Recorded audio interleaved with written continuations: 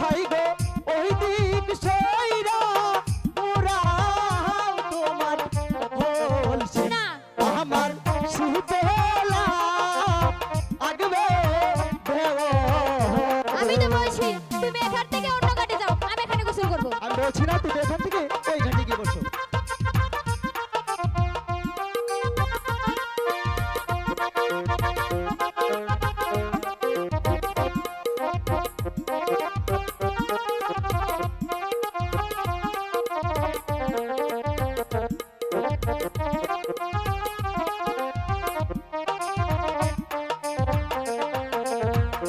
high গো কোন